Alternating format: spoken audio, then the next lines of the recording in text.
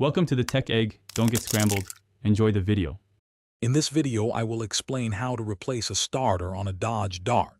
First, ensure your workspace is safe and gather all necessary tools, including a socket set, wrenches, and a floor jack.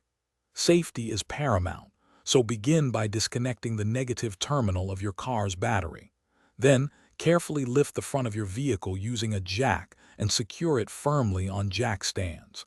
This provides safe access to the starter motor. Now that your vehicle is safely elevated, locate the starter motor.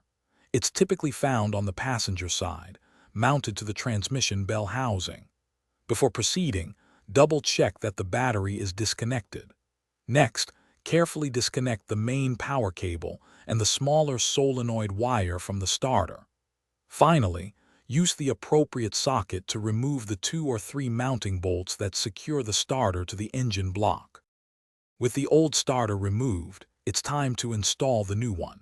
Carefully position the new starter into place, aligning it with the mounting holes.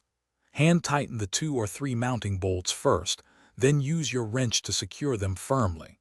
Next, reconnect the main power cable and the solenoid wire to their respective terminals on the new starter.